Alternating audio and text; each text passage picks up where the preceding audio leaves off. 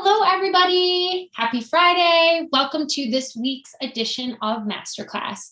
For those of you who are new, I'm Katie. I'm on the community team here at the Mom Project, and just really excited that you're all here to join us today. Just before we get started for today's session on Interview Like a Pro with Eddiana Rosen, just wanted to do a little bit of housekeeping. So for those of you who might be new to the Mom Project, we're a digital talent marketplace and community where you can realize your full professional potential. So you can connect with us through our jobs marketplace, where we connect you with career opportunities at family-friendly companies that allow you to thrive at work and at home. And you can also connect with us through our community, where we provide you with the support, the tools, the resources, the events, kind of like today, that you really need to keep moving forward in your career journey. That being said, that brings us to today's session, Interview Like a Pro. We know that interviews can be extraordinarily stressful for many of us, which is why we are excited to bring this action-packed session to all of you. We're really going to dig in to a lot of really great expert tips and strategies for all aspects of the interview process. And we're so grateful to have Eddiana Rosen joining us today to really get in and share some of her expert insights.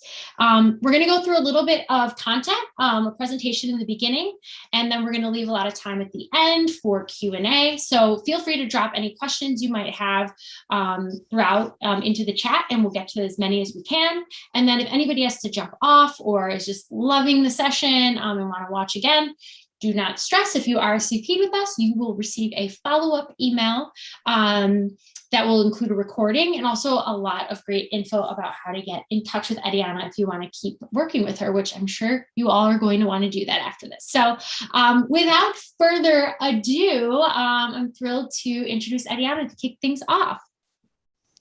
Hello, everybody. Thank you so much, Katie, for that wonderful introduction. I am so excited to be here and so happy to present to you all of this action-packed content on how to interview like a pro, because as a busy mom of two, I understand, regardless of where you are in your life, it is very stressful to interview for jobs.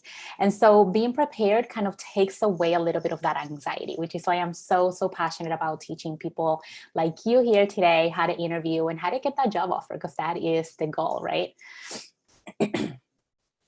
I am a mom of two, as I mentioned briefly. I have 2 under 3, super busy for any mamas out there who can relate. I am a human resource professional and recruiter, have 6+ years of experience, and I have been in different industries. I've jumped around in different industries like mental health, finance, marketing, communications, and now I am in tech, which is super exciting. I've been wanting to get into tech for so long. And some of the strategies that I utilize to switch industries are actually in this masterclass, which, I mean, take your pen and paper, because not to toot my own horn, but these are strategies that I've collected throughout the 6 years of my career. And I am so happy to be able to bring this to you. I reside in New Jersey, but I've always worked in New York. So I know the hassle of going back and forth there as well. I've really been enjoying staying at home the last year and a half, I want to say 18 months. And so here I am because the market has opened up, and it's super exciting for both us recruiters and candidates to finally have an amazing, healthy pipeline of people coming through. And therefore, right now you are in the driver's seat, believe it or not.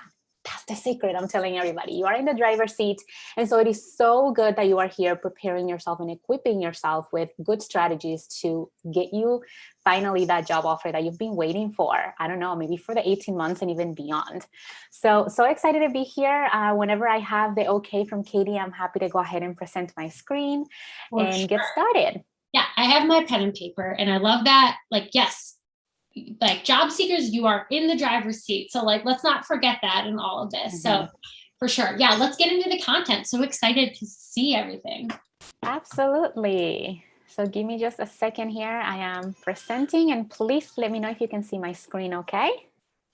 It's great. Great. So welcome to today's masterclass. I'm going to be walking you through how to interview like a pro. I do know that we have some time at the end to answer any questions. I'm so excited to answer those as well, but let's jump in.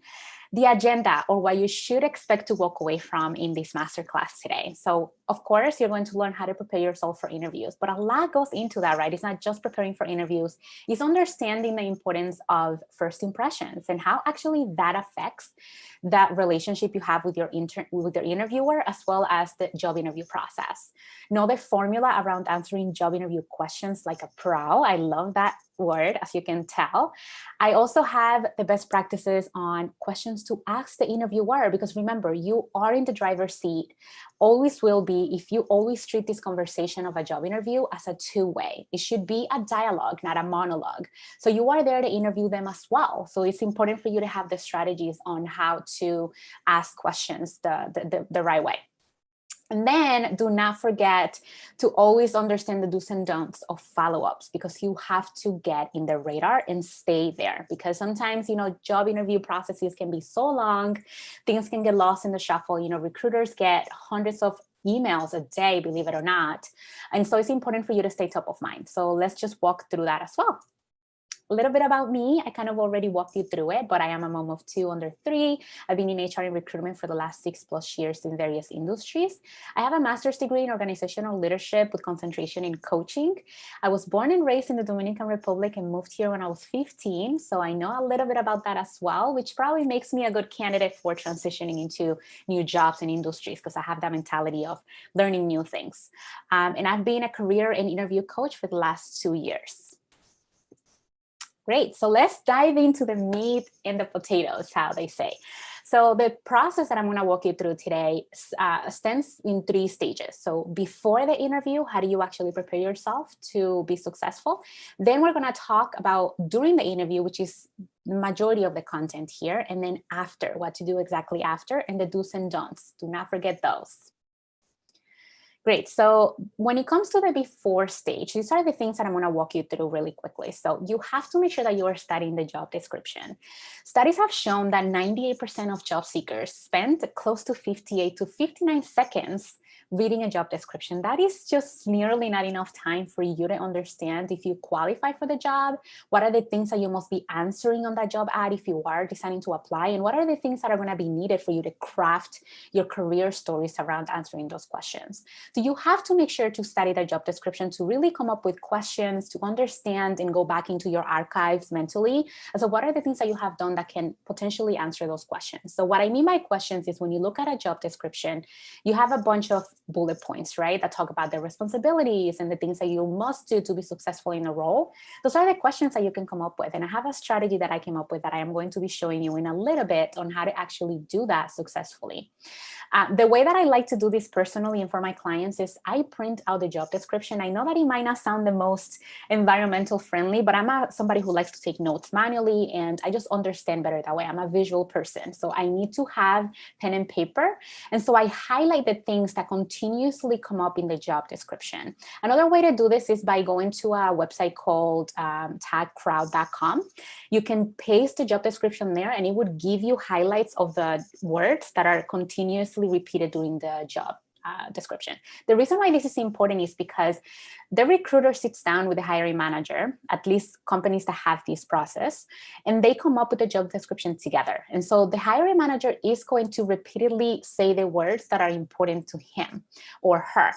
And the way that this works is I do the three bullet point rule. So the first 3 bullet points on the job description are most likely going to be the most important things that you must hit in your resume in order for you to translate to the recruiter and hiring manager that you do know what it is that you need to do for the role. So those are the tips that I have there when it comes to studying the job description.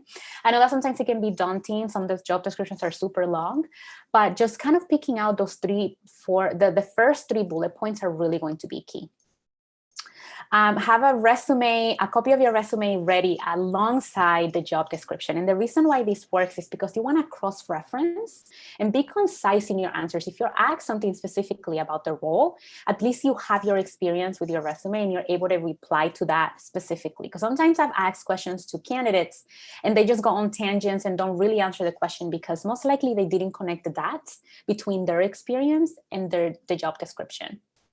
Practice questions with someone you trust. So the way I do this is, God bless my husband, every time I'm going to an interview, I prepare my questions first, which I'm going to show you in a little bit. I have my husband go to another room in the house. He calls me on the phone and he asks me those questions. And then I answer. And so he gives me feedback right after that, tells me what my speaking pace was like, if I sounded nervous, if I rambled, any points that I didn't get to touch, because sometimes questions have different parts to them. So if I answered all of that. The reason why you want to practice somebody you trust is somebody who's going to tell you the truth, who's not going to sugarcoat it for you, but also going to give you constructive feedback, tell you the things that you did well and the things that you should improve on. This always helps because when you are nervous, when you feel unprepared, this is just going to kind of play that role in your mind when you're going into the actual interview. Said, you know what, I remember this. My husband asked me, or my friend, or my mom, whoever it is. It's just going to help you calm your nerves a little bit more, because when you are prepared, there's no surprises. Using your career story. So the way that I love to talk about career stories is essentially what you do day to day in your job, right? Just remember specific examples and specific scenarios where you had to solve a problem, or where you had to raise your hand as a volunteer to take on an extra project. What was the result of that? And how did that affect the bottom line of your company? Or how did it actually help your team directly? That is what I mean by career stories. With that, we attach what's called crafting valuable and achievement-based answers.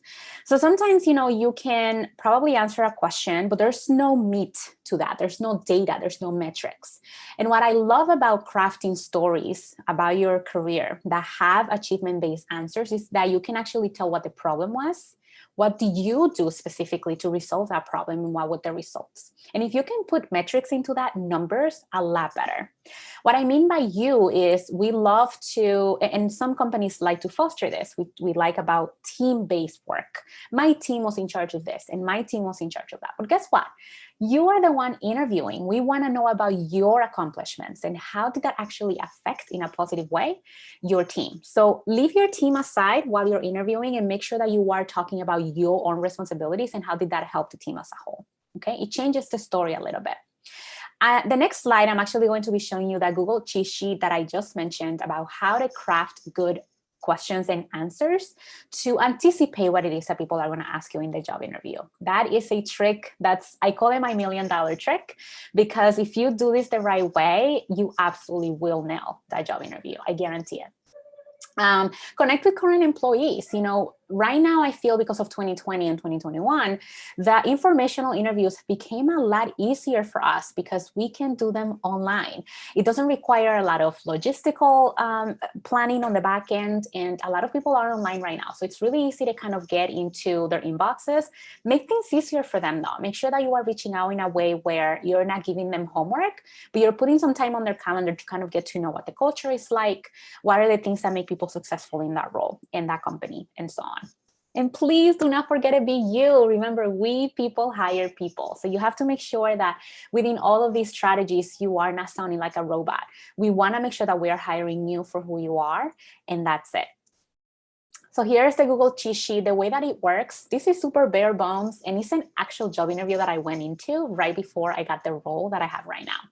So the way that I did this was the duties of the job description are in the first column.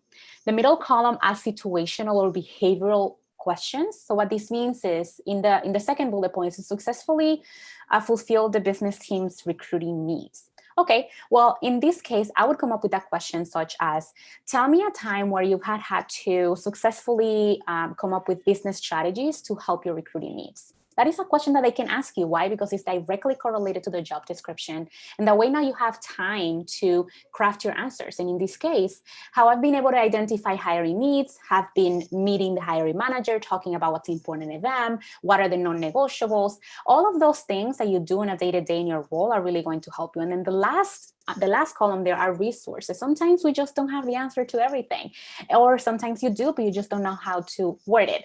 So that's why we have Google. So go to Google, do some quick searches about those particular topics you want to talk about, and that's going to spark your creativity. It's also going to remind you of some things that you have done in your career that you have forgotten about.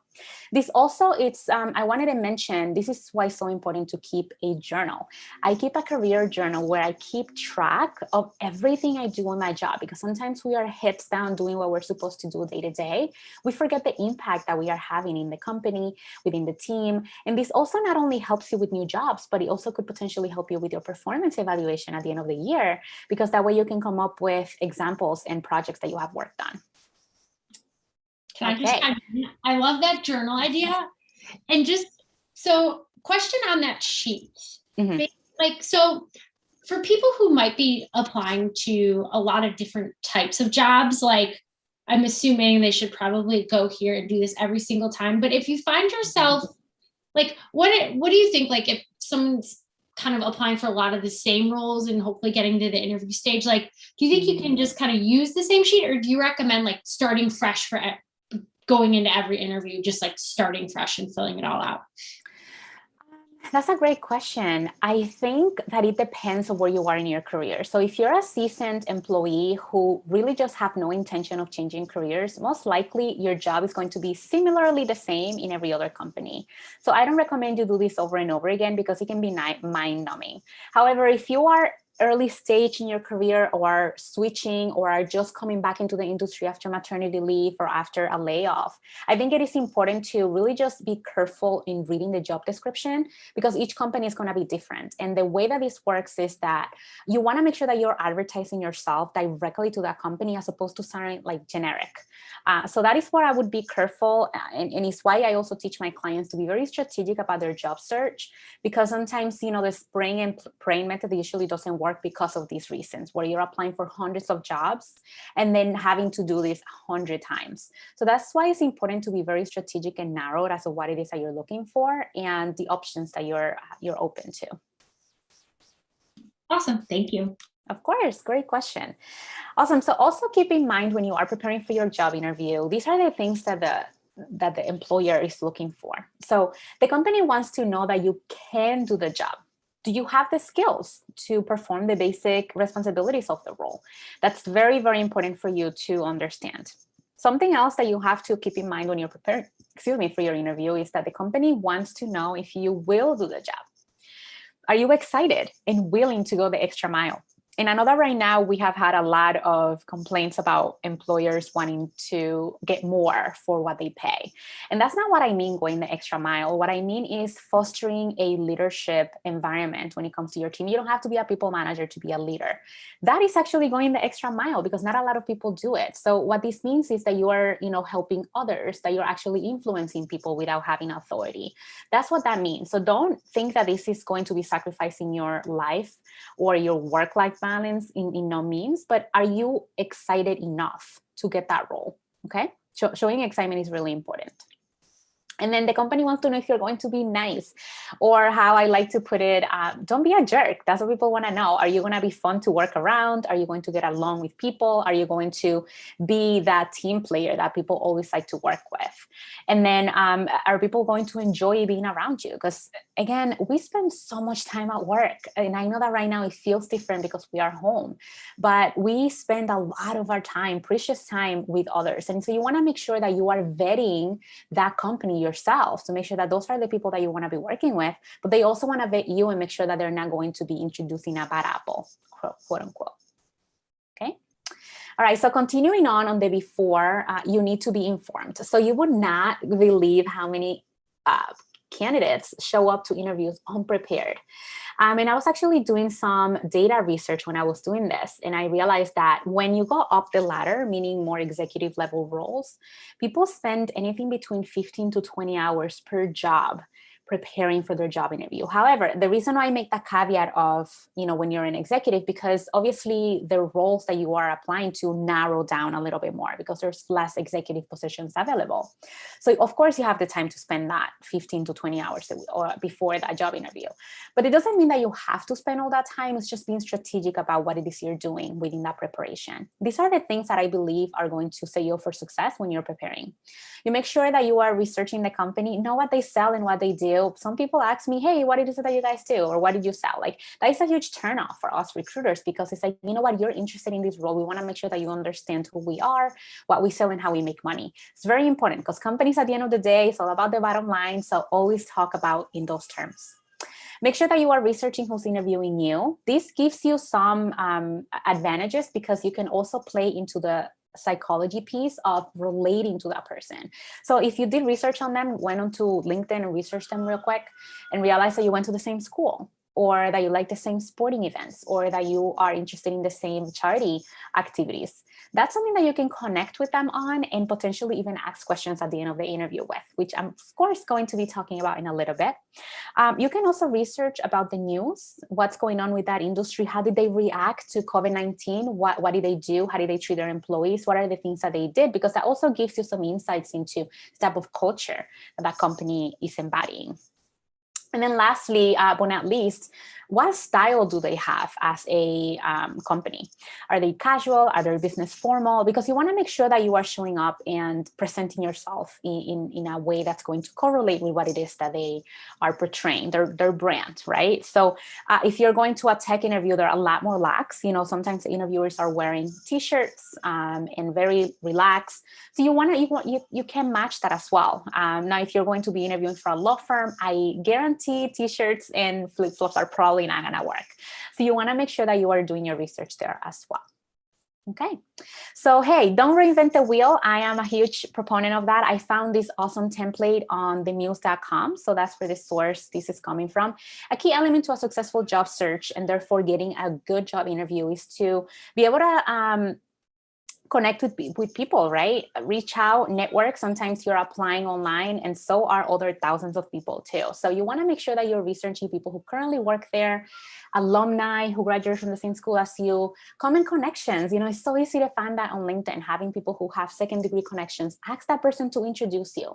And here's a sample of how you can actually reach out to somebody and let them know, hey, I'm interested in talking to you about this role or about this company. I have done this a bunch of times with former colleagues who are now in jobs that I would want to get. And so I reached out to them and I said, hey, I'm interviewing for this role at your company. Just wanted to chat real quick, if you can, about what the culture is like. You've worked with me before. Do you believe that I have, the personality that it takes to thrive there, or the skills? So that's something that to keep in mind. And you can absolutely go to themuse.com and find this, but just wanted to put a screenshot here for your evaluation. All right, we're getting there. So let's talk about during the job interview process. So, okay, let's say that you are ready to go into that interview. Here are the first things that you need to keep in mind when it comes to making a good first impression, because we make a lot of judgment, and people, unfortunately, it's a very common human thing that we all do. We have biases. We look at you and already are making assumptions. So you want to make sure that you're coming in there making the best first impression you can, because there's a quote that a lot of psychologists love to use, and it's first impressions are long lasting, right? The first impression you have is going to stick to the person's mind, and it's very rare, very hard to change that perspective of you. So here's usually how making a good impression works, specifically for job interviews. So be on time. Okay, unless there's something super, right now we're all virtually, but I still get candidates who show up late to a Zoom interview, and that's just not a good look unless you have something legitimate that happened. Make sure that you are being communicative if that is the case. Present yourself appropriately. What this means is going in hand with knowing if the company is formal or business. Remember that although we all love to be in our leggings and our mama bear shirts, at the end of the day, we want to make sure that our first impression is what that person is going to think we are going to look like for the rest of our careers in that company. So make sure that you are dressing apart and dressing appropriately. Have a winning smile. There's been a lot of research done that when people smile, they make better connections. They appear to be more warm to the person, specifically on camera. It's very important for you to kind of portray that. Don't overdo it, because sometimes it can be creepy, but just make sure that you are doing it when it's appropriate and that you are portraying that warm and welcoming personality. Use small talk. Be very careful with the things that you do share. However, stay away from sharing things that are in protective classes, like, and if you don't feel comfortable with it, your marital status, your family status, disabilities, things like that, because that can play against you, unfortunately. But use small talk, like saying, hey, I realized you and I went to the same school, go Jasper, or, something that's going to really make that connection. Be positive. This is not the time to bash your formal coworker or your formal company. Make sure that you are always coming in with a positive mindset and a go-getter mentality. Be attentive and courteous. Especially when we are going back in person, right now people are not shaking hands anymore. Make sure that you're reading the room and realizing what is going on. You can be attentive that way. If they didn't extend the hand to you, means that they might not feel comfortable with that yet. So don't do it as well, just because you want to make sure that you're being respectful and courteous. This is specifically for people who are going in-person interviews. And then 7, but not least, is be you. As I mentioned before, we hire humans. Humans hire humans. So we want to make sure that what's going to set you apart from someone else who has the same exact experience as you is your personality. So make sure you let that shine whenever possible. All right, confidence. And I love this meme, as I'm a huge Office fan, and it gives me great content for my human resource presentations. I love this because it says, okay, is this interview ready for me? Okay, I want you to have that mentality. You are in the driver's seat. You are, these people, these companies, lucky to have you. Remember that. And when you have this confidence in your mind that you have what it takes, that they're actually lucky to have you, your perspective and way of demeanor just changes completely. I know that it might sound a little woo-woo, but this actually works. And the way that you can do this is by talking to yourself in a positive way, by doing power stands. It has been proven that it helps people feel more confident and take more space when it comes to presenting themselves and their values. All right. So during the interview as well, these are things that are highly underrated that I don't hear a lot of experts talking about. But here are the key elements that I see besides you selling yourself and presenting yourself in a good way. Body language matters, okay? If you are doing this and you're crossing your arms and just like slouched around, it doesn't feel like you're engaged. It doesn't feel like you're interested in learning from that person. You're not interested in the role. And it might be wrong. It might just be the way that you are, but always be self-conscious about that. Sit up straight, make sure that you have, your chin up to look more confident. Look at the person right in the eye. The way to do this in a virtual way, you can probably tell right now, I'm going back and forth between the presentation and the camera. I'm looking right at the camera, although it's uncomfortable because I'm really liking to look at Katie and her face, but looking at the camera directly really makes that other person look like you're actually looking them in the eye. Speaking pace. This is so important and so underrated. You don't want to speak too fast or too slow. When you speak too fast, sometimes it comes across as though you are not confident, you are nervous, which is totally normal. But another thing that plays into this is that we are taking notes. Lots of notes of what you're saying. So when you speak too fast, it makes it hard for us to take accurate notes. And sometimes it can play negatively into your candidacy. I know that it sounds like it's messed up that we do this, but unfortunately, that's just how our brains work. And then really understand the type of interview questions you are being asked. And the reason why I'm mentioning this is because sometimes we are listening to respond as opposed to understanding, okay? You have to listen to understand as opposed to respond. Sometimes you don't even let the person finish and you're already jumping into the answer. And sometimes you won't even answer the question correctly because you were not understanding what the question was. It is totally okay to say, do you mind repeating that again? Or I didn't catch that. Do you mind just saying that again? Or do you mind if I take some notes while you're saying that so that I can make sure that I'm understanding that? Just make sure that you are letting that person know that you are doing those things so that they know what it is that's going through your mind. During the interview, so I love this because sometimes people, specifically with this question, tell me a little bit about yourself. People go a whole nother direction, which is why as a recruiter, I have gone away from asking this question. I hate asking this question because people never really give me what I was looking for. I know that a lot of old school recruiters and other companies still ask this question, which is why it's important you know how to answer correctly.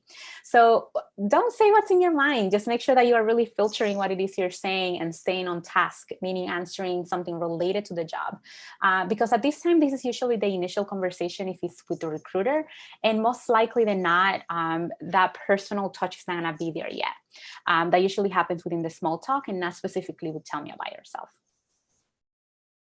During the interview as well, make sure that you are staying away from initiating personal conversations. Like sometimes people would talk about, their home situations, which can make the other person feel a little uncomfortable depending on who they are and how they think. So make sure that you're staying away from that unless they bring it up. And something that you're uncomfortable with, if they bring it up, make sure that you're saying, and I'm not comfortable sharing that. And I just don't believe that that's relevant to the role. I would like to change the conversation. You're in the driver's seat, remember, and the respect goes both ways. When you're too excited, you're, whoa, yes, I want this job. And sometimes that can be misconstrued as though you're haven't gotten an interview in a long time, or you're so excited to have this interview because you didn't think you were going to get a job. So, having the right amount of excitement really does help here. Try your best to not use filler words like or how, or those things can be very distracting and really take points away from the way of saying these answers. The way to do this is when you are looking for the next thing to say, it's okay to take pauses in between, as opposed to saying and all of these filler words, because it's just distracting. And then the other thing is not appearing too eager. The way to do this, not too excited and not too eager, is to really just match the person's energy. So the way to do this is to see, how smiley are they, how high voice they are, how calm they are. Just try to match that, because that usually helps connect with them. Something I wanted to say as well is, I know that it's huge for people to tell me, what are the type of questions that I should expect from a job interview? Well, here are the 5 type of questions that you can expect. Sometimes it's just a small talk, and most commonly asked questions like the tell me about yourself. Behavioral questions will always start with tell me about a time when. Hypothetical questions, which are to analyze your critical thinking abilities, usually is, if you were to do this, or if you were in this situation, what would you do? Role-related questions, which are going to be specifically about the job and what are the things that you have done in the past that can prove success in the future. And then brain teasers. I know a lot of tech companies like to use these, and they are about, for example, tell me how many golf balls would fit on a bus. That's usually go hand in hand with hypotheticals to just kind of realize what your cognitive ability is like. Now, what are the questions that you should ask during the job interview? Because remember, it's a 2-part, right? So the first, my most favorite is conversational and spontaneous. Something that just happened in that conversation should spring some ideas and some questions to ask. Those are usually the best because they're not canned, they're not rehearsed, and the person knows that you're actually actively listening to what they were saying to come up with questions. Now, sometimes it's just not possible for you to come up with questions on the spot, which is why I do recommend you have 3 to 5 prepared questions in case the spontaneous ones don't come up. And the specifics ones that you should be asking are related to the job specifically. So JD stands for job description, just so you know. And it should be related to the role specifically. How many accounts is this person going to be in charge of? What are the OKRs, or the key performance indicators for this particular role?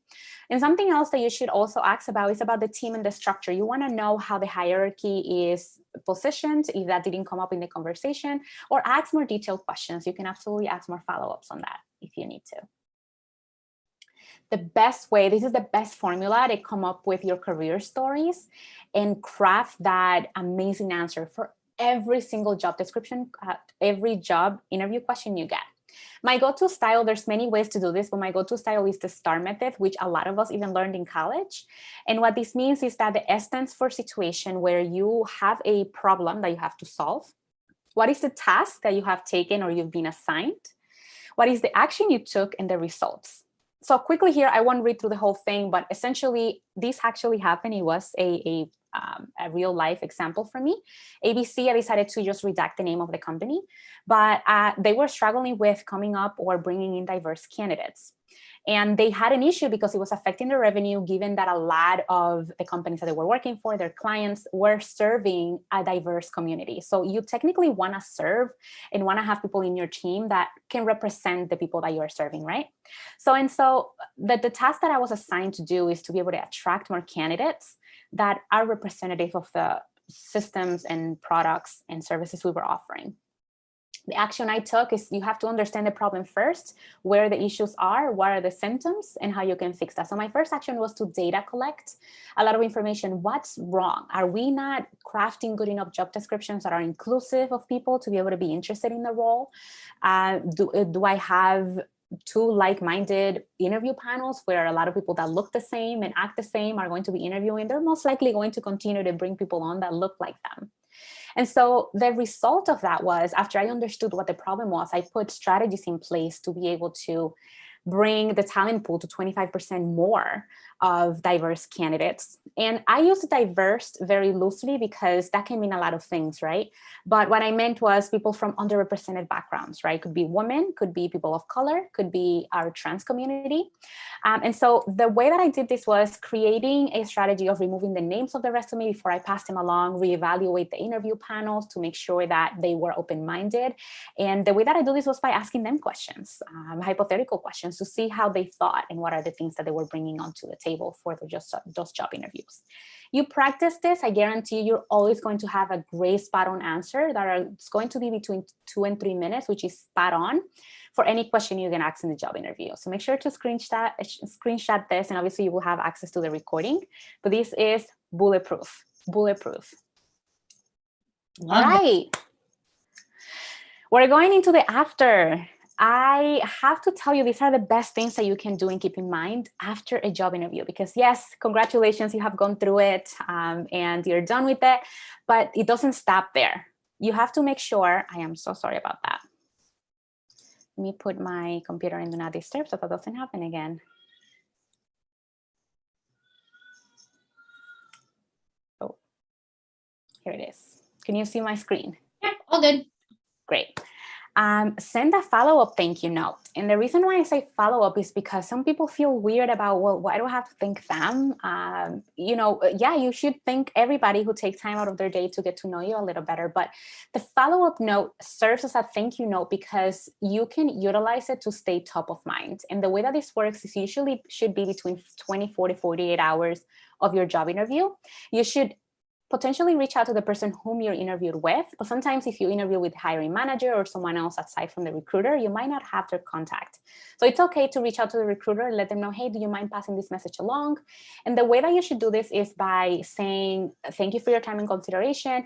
We mentioned or talked about X book or X article. Here's the link for that in case you needed it. Something that you talked about in that job interview, bring it up there so that they can kind of remind themselves of who you are.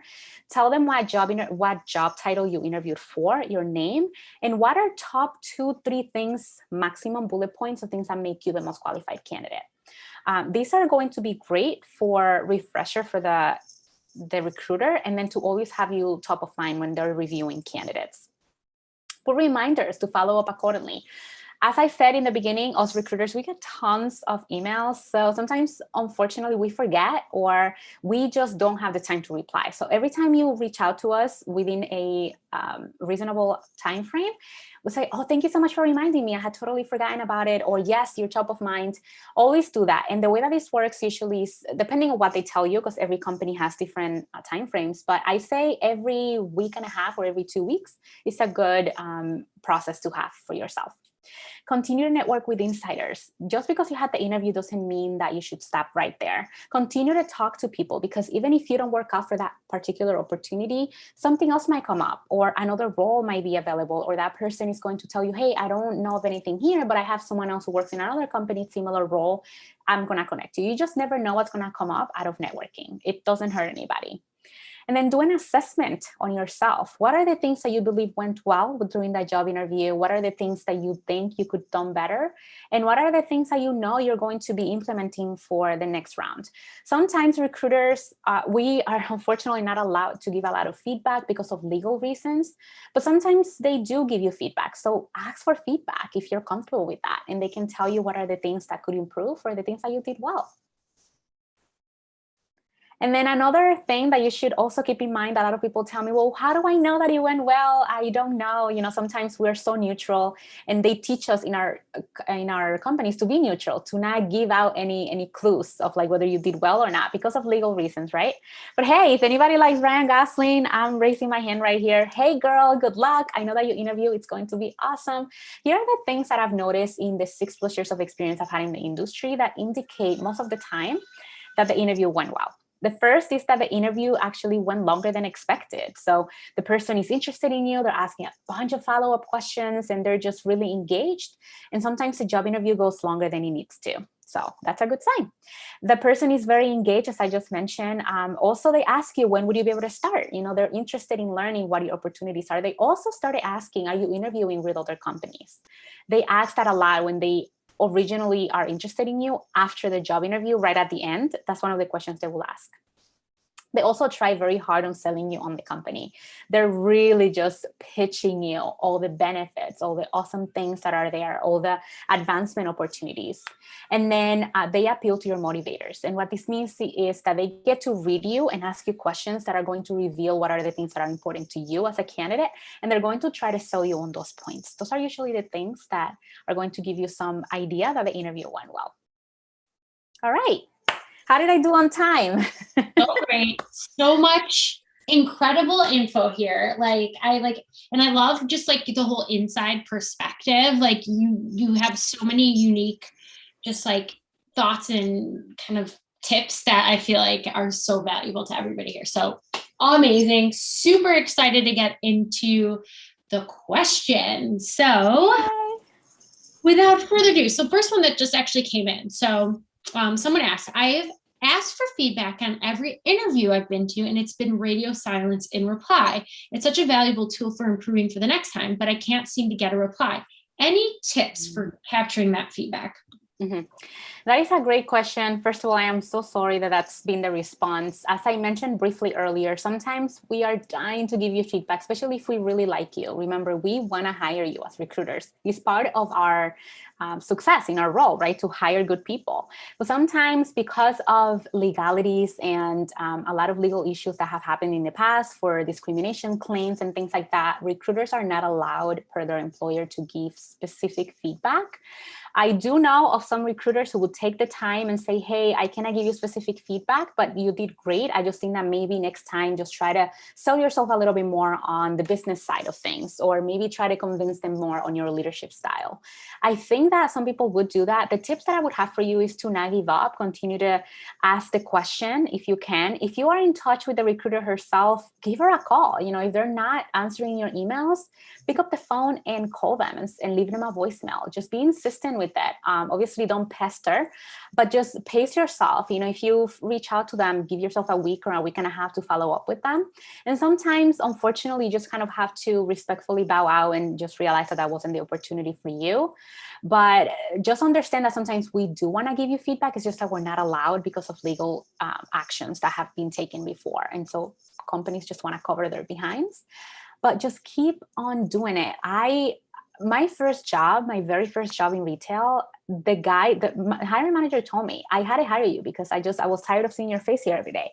I was 16 years old, showing up to this sneaker store, and I was like, well, can I get a job? Can I get a job? Like, obviously not like that, but like just kind of always keeping top of mind. And this is the same way that you can do this with your email. Just keep on knocking on doors. And then also just don't email with expecting an answer. If you've emailed and they don't answer you, change your approach. Maybe there's something in your email that's coming across the wrong way. You can say, hey, I know that you're busy. I don't expect a reply, but is there anything that I could have done to be better, or are there any other opportunities? I would love to stay in touch. And that way it takes the pressure out of it. Awesome. Yeah. And actually this kind of goes with this, but I've heard before and I've seen it work, but I'm curious for your opinion on this. Heard that like in the interview, at the end of the interview, you can ask whoever you're interviewing with, like, hey, is there anything that might be holding you back from moving me forward to the next round, to try to capture or get a bit of feedback in real time? Is that something you recommend, or do you feel like that puts the hiring, like the interviewee or the interviewer, in like a weird spot? I've seen the question a lot. It's like hot on TikTok right now. And I've seen mixed reviews as well. My personal opinion is don't do it, because it just puts that person on the other side in a very awkward position of having to tell you if you didn't do well. They're going to feel uncomfortable at telling you that because they don't know you and they don't know how you receive feedback. The second thing is that sometimes when they say, oh, I really can't think of anything, then that can come also back and bite them in the butt. And it just puts them in an awkward situation where they're kind of might have a bad taste in their mouth because of you. So try your best to stay away from that. Just read the room, read the relationship, and read them. I think, in my opinion, is just go with whatever feels good for you in your gut, obviously. But in my professional opinion, I hate when people ask me that question. Cool. Thank you. Just curious. Yeah, I like having a little difference. Okay. So next question. So I know that you said, like, yes, you can expect to hear, like, so tell me about yourself, or questions like that. Generally, do you have any tips for tackling that? Like, any pro tips on like a good way to kind of weave in the professional, maybe sprinkle in some personal, like any pro tips there? Yes, so that's a great question and super popular as well. And there's many answers around it. The way that I like to do this is I call it the 60-second rule, or the driver's seat rule. And the way that this works is that you quickly introduce yourself by saying what you currently are doing, then moving on to mentioning a current project or a past project that really just sparks some interest. Just don't give too much details. Just breeze through that. And then talk about the future goals that you have. That's usually structured in 3 ways, right? Pleasantries first. So thank you so much for taking the time to interview me today. I would absolutely love to dive into a little bit about myself and what it is that I'm looking for in my next role. Then you go ahead and talk about what your role is. I'm currently working as an account executive at Intuit, or at the Project Mom.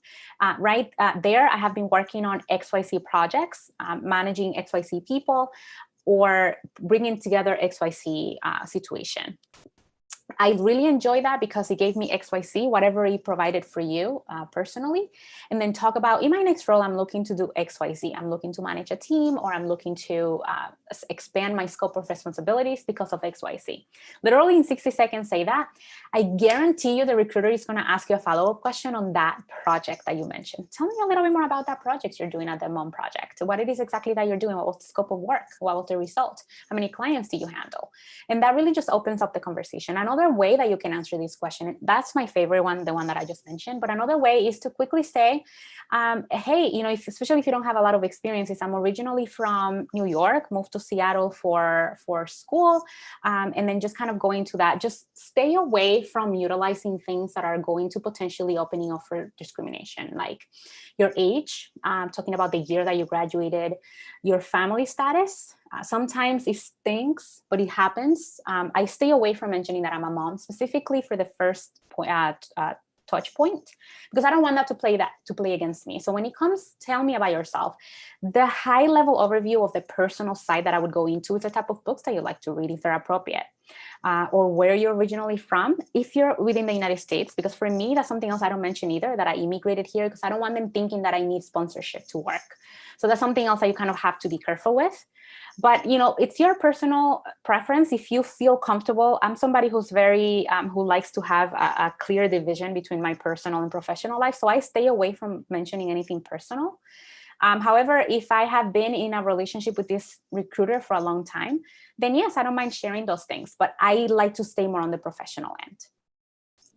Awesome. Thanks for all of that. So kind of in the same vein, there's a few questions coming up around what's the best way to to answer the dreaded "what's your biggest weakness" question? Because yes, I love this question because it is so dreaded, as you said, for lack of a better word. But there's a formula to answering it. So the first thing that you should always check when you are answering this question is to never, ever, ever mention something that's critical to the role. So if you are going into a presentation specialist, I don't know if that's even a thing, but let's say that you are.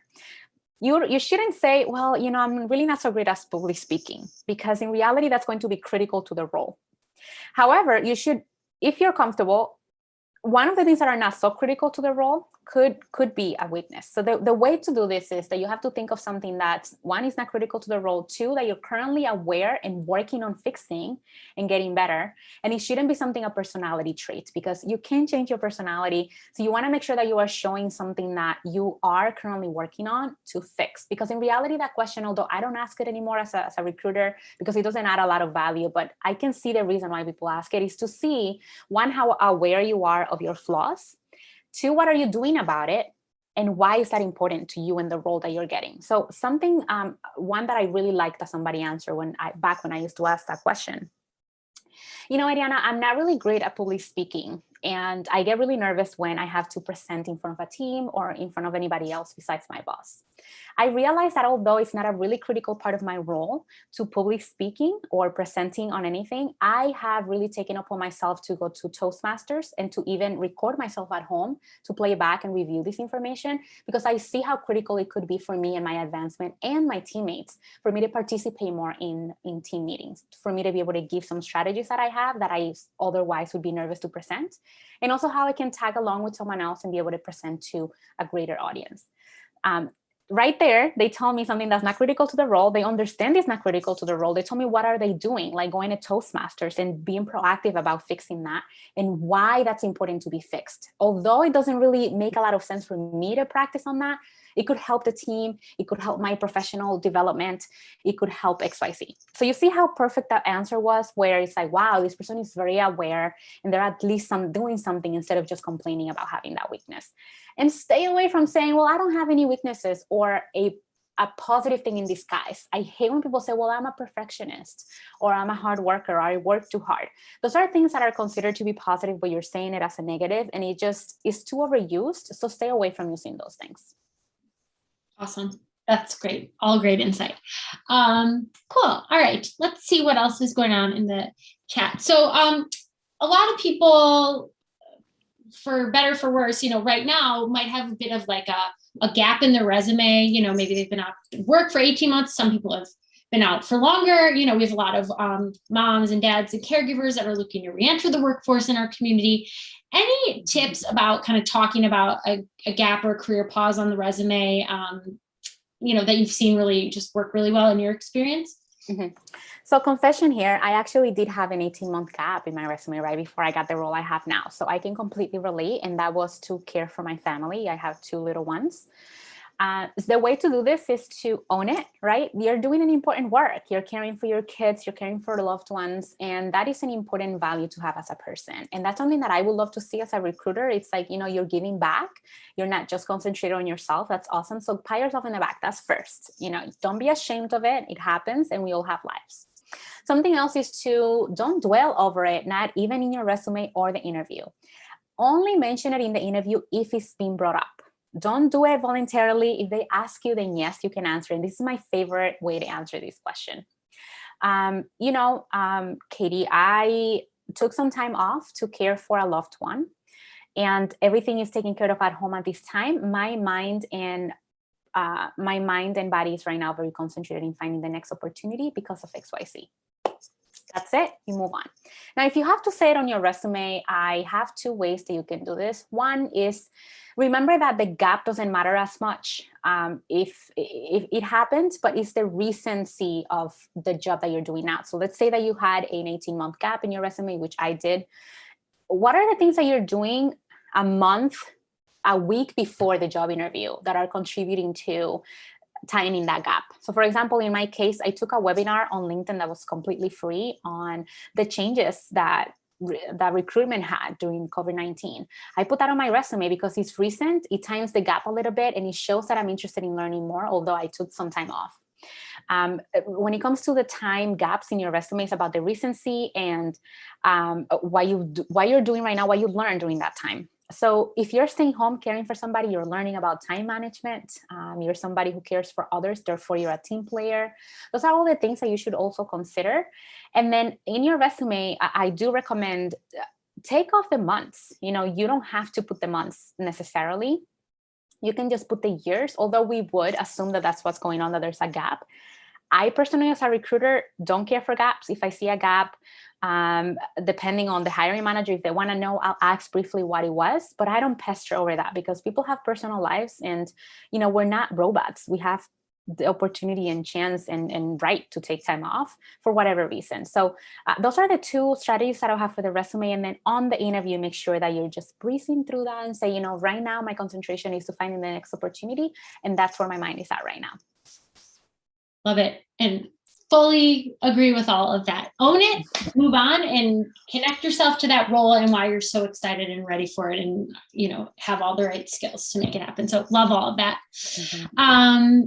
And that's awesome. It's so great to even hear from you. Like, yeah, I took an 18-month break to care for my kids and I'm back at it. And great. Mm-hmm. It's all of it. So yes, love to hear all of that.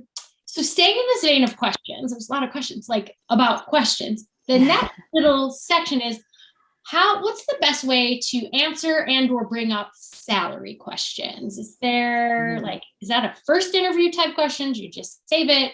Would love to hear your thoughts on that. Absolutely. This is also another question that might depend on who you're asking. We all have different opinions. As a recruiter myself, depending on the role that I'm recruiting for, I would ask ahead of time, what are your salary expectations for a position like this? There are many ways as a candidate that you can answer this question.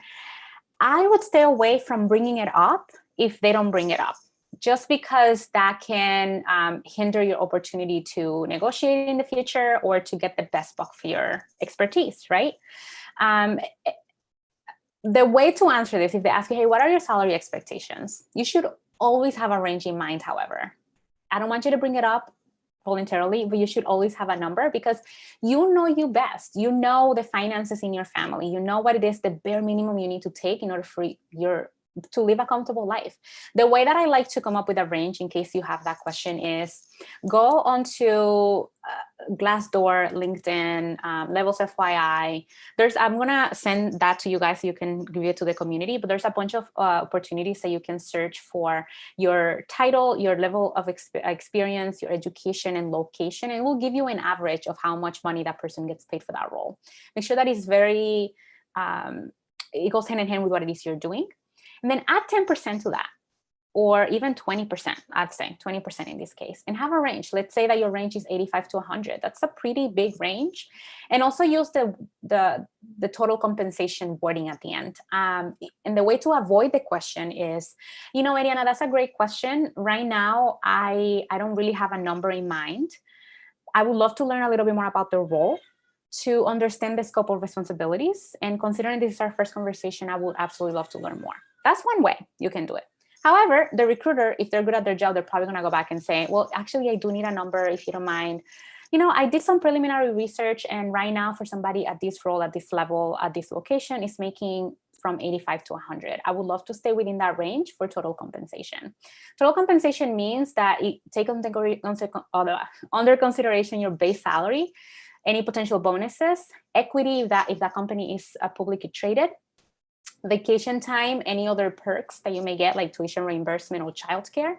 All of that is included into your total compensation. So you feel like you're giving a big number. If you say total compensation at the end, that's going to save you from continuing in the job process. Another way is to answer it head on and then stay silent. When it comes to money and negotiation, you want to say what's in your mind and then stay silent. Get comfortable with that, because when you say, hey, I'm looking for a range between 85 and 100, zip it. I guarantee you that recruiter is going to come back to say, oh yes, that's within range, or you know what, that's a little bit out of range, but let me talk to the hiring manager to see what we can do, or XYZ. Because when you talk, that's going to play against you. Those are the two ways that I can answer that, because I know it's such a hot topic. And as a recruiter, I want you to tell me a number, but I also can see as a candidate how that can play against you. So don't bring it up if they don't volunteer any information if you don't get asked. But if you do get asked, always have a number in mind, because sometimes it can be annoying if we go back and ask you and you say, well, I really don't know, because then we don't know if we're within range or what it is you're thinking of yourself being valued at. Awesome. And yeah, it seems like there's a lot of additional questions coming up. I feel like we need to schedule a whole other hour like this just for negotiation and that whole thing, which is absolutely a whole other topic. Yes, know your worth and be sure to keep pushing for that. Okay, so we only have 2 minutes. we could go on for 2 more hours, frankly. But I guess just to wrap this up, any other like last little tips for just feeling confident going into an interview? Just any little pointers, or like what, as the person on the interviewing side, like what kind of sparks people and makes them a standout interview? Absolutely. I think confidence is huge when it comes to this, but I know it's something that you can't really touch, right? Confidence is hard to grasp. I think that when you prepare yourself, just like you're doing right now by showing up to classes like this, it's going to really put you on the more of the driver's seat and put you on top of the other candidates by really knowing what the company does, mentioning the person's name while you're conversing with them, because that really perks their attention and gets them engaged.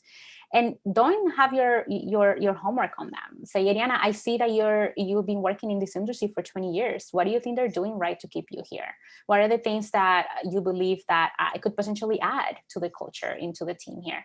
Really just always coming prepared with good questions, and preparing yourself is so going to help you with your confidence, because when you know what's coming, you're not as nervous as if you were not to know what to expect.